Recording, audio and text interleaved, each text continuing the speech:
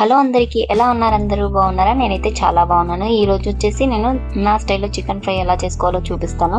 So అందుకోసం అయితే నేను హాఫ్ కేజీ చికెన్ అయితే తీసుకుంటున్నాను. హాఫ్ కేజీ చికెన్ని ఫస్ట్ కొంచెం నీసు వాసన పోయే వరకు కడుక్కోవాలి. ఇందులో హాఫ్ లెమన్ అలాగే కొంచెం ఉప్పు వేసి బాగా కడుక్కుంటే ఇందులో చికెన్ స్మెల్ అనేది కొంచెం రిడ్యూస్ అవుతుంది అనమాట. సో తర్వాత ఇందులో కొంచెం ఉప్పు, ఒక హాఫ్ టీ స్పూన్ పసుపు వేసి బాగా మిక్స్ చేసుకొని కొంతసేపు అయితే దీన్ని పక్కన పెట్టేసుకోవాలి.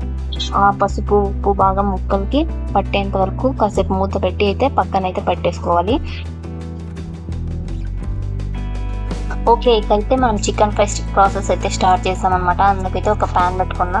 మీకు ఏం ఆప్షనల్ సాసులు వేసుకునేటట్లంతా వేసుకోవచ్చు, లేకపోతే స్కిప్ చేయొచ్చు. ఇందులో కట్ చేసి పెట్టుకున్న ఆనియన్స్ వేసాయి. ఇందులోనే కొంచెం కరివేపాకు కూడా వేసి ఫ్రై చేసుకున్నా.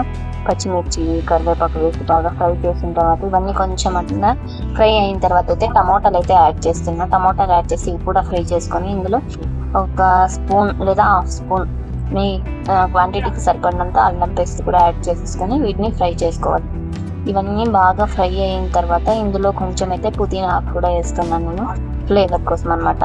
పుదీనా కొంచెం వేగిన తర్వాత ఇందులో మనం కడిగి కలిపి పక్కన పెట్టుకున్నాం కదా, ఆ చికెన్ పీసెస్ని కూడా ఇందులో వేసేయాలి. మనం కలిపి పక్కన పెట్టుకున్న చికెన్ మొత్తం ఇందులో వేసేసిన తర్వాత కొంచెం అంత కొత్తిమీర వేసి ఒక గ్లాస్ వాటర్ అయితే వేసేసుకుంటున్నా చికెన్ ఉడకడానికి కోసమని. చికెన్లో వాటర్ వేయడం వల్ల ఏమవుతుందో కొంచెం మెత్తగా ఉడుకుతుంది. మరి మనం ఆయిల్లో మాత్రమే ఫ్రై చేసినప్పుడు అయితే అది అంత సాఫ్ట్గా ఉండదు, పిల్లలు తినడానికి కొంచెం కష్టం అవుతుందని నేనైతే వాటర్లో ఇలా ఉడికించుకుంటాను.